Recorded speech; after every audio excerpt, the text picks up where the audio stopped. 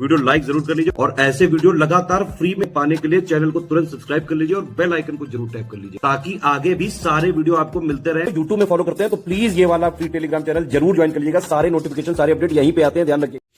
नमस्कार दोस्तों हम लोग कर रहे हैं जो इंडियन ज्योग्राफी मैपिंग के थ्रू अब रिवर शुरू कर दी है मैंने। माउंटेन सारे हम लोग पढ़ चुके हैं, प्लेलिस्ट बनी है, अच्छे से मैप के थ्रू सब पढ़ा रहा हूँ। अच्छे से पढ़िए, पूरी ज्योग्राफी इंडिया की, वर्ल्ड की सब कवर करेंगे। ज्योग्राफी पूरा सिलेबस 20 से 25 सवाल जो आते हैं आर फीसद में सब आप कर सकते हो। तो आज सबसे पहले इंडस रिवर सिस्टम जानेंगे पूरा मैप के थ्रू। क्लास में ही चीज़ें आपको लर्न हो जाएंगी, बस आपको पेन कॉपी लेके बैठ के थोड़ी सी मेहनत करनी पड़ेगी, ठीक है। तो सबसे पहले तो ये फैक्ट नोट कर लो भाई, इंडस देखो कहाँ से निकलती है, कैलाश मानसरोवर से निकलती है। कैलाश मानसरोवर से 2880 किलोमीटर की इसकी लेंथ है और भारत में इसकी लेंथ है 710 किलोमीटर, ठीक है। तो टोटल लेंथ है 2880 किलोमीटर, भारत में इसकी लेंथ है 710। अभी मैप में सब कराऊंगा, पहले आप देख लो। जैसे झेलम है, झेलम कहाँ से निकलती है, वेरीनाग स्प्रिंग से निकलती है, जम्मू कश्मीर से झेलम। पहले सोर्सेस सबके देख लो। चेनाब कहाँ से निकलती है, बारालाचला पास, हिमाचल प्रदेश से। रोहतांग पास कहाँ से, मतलब रोहतांग पास से रावी निकलती है और ब्यास भी रोहतांग पास से निकलती है। सतलज मानसरोवर लेक से निकलती है, रकाश लेक से, ठीक है। सतलज कहाँ से निकलती है, मानसरोवर लेक मत या रकाश लेक। कहाँ पे पड़ता है ये, तिब्बत में पड़ता है, ठीक है।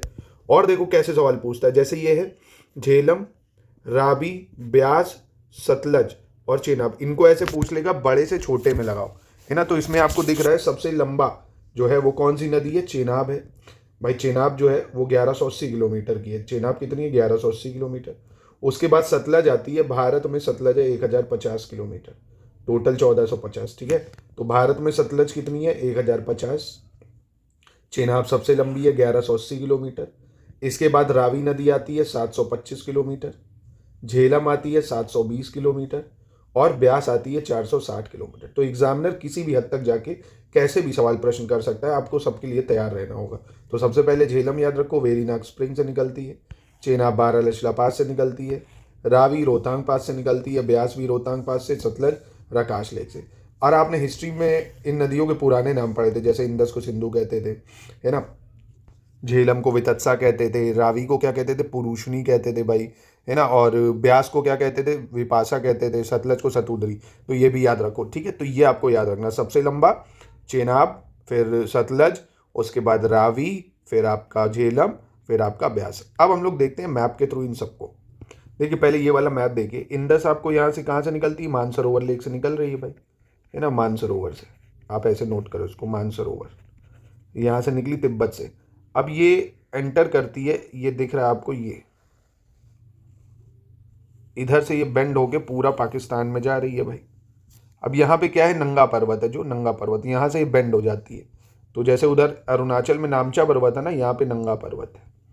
वहाँ हिमालय बेंड होता है, यहाँ पे ये जो रिवर है ये, तो नंगा पर्वत जो है यहाँ से जो ये इंडस नदी है ये क्या हो जाती है, बेंड हो जाती है।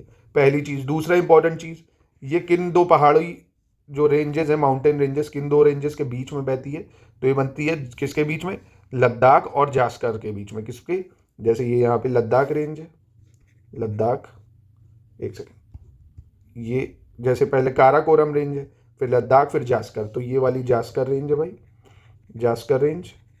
ये लद्दाख रेंज है आपकी, ये कौन सी है, लद्दाख रेंज।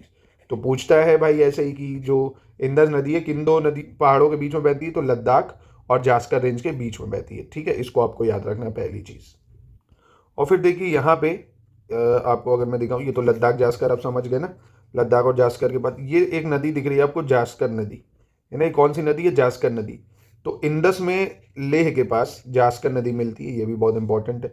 प्रीलिम्स में इस तरह के सवाल पूछ लेते हैं कि जास्कर कौन सी ट्रिब्यूटरी है इंडस की, लेफ्ट बैंक है कि राइट बैंक है। तो ये लेफ्ट बैंक यानी बाएं ओर से मिलती है ना। जास्कर कहाँ पे, लेह पे। जास्कर कहाँ पे मिलती है, लेह में मिलती है।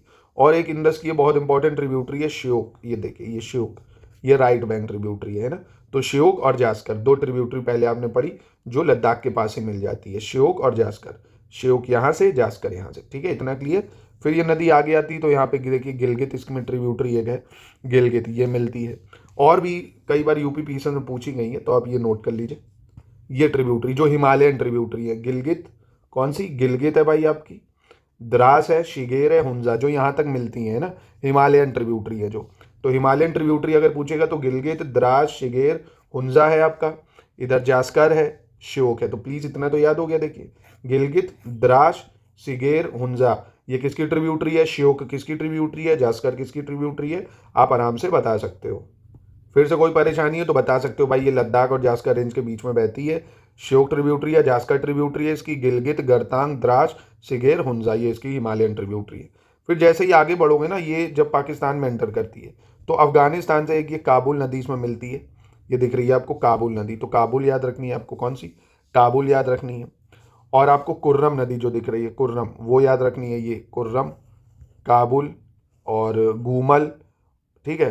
कौन कौन सी? काबुल, कुर्रम, घूमल, काबुल, कुर्रम और गोमल, ये जरूर याद रखो। ये अफगानिस्तान से आती हैं। काबुल है, ठीक है, और कुर्रम है आपकी, और आपकी गूमल है। ये अफगानिस्तान की तरफ से आती हैं जो इंडस में मिल जाती हैं। तो आपको इधर की सारी ट्रिब्यूटरी क्लियर हो गई। फिर हम लोग अपना मेन इंडिया पे अब चलते हैं, ठीक है। तो याद हो गई काबुल, कुर्रम, गूमल, ठीक है, और श्योक, जास्कर हो गई आपकी।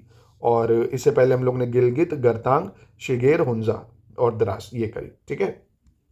अब देखिए बहुत ही आसानी से यहाँ आपको ये झेलम नदी जो दिख रही है, ये झेलम नदी है ना।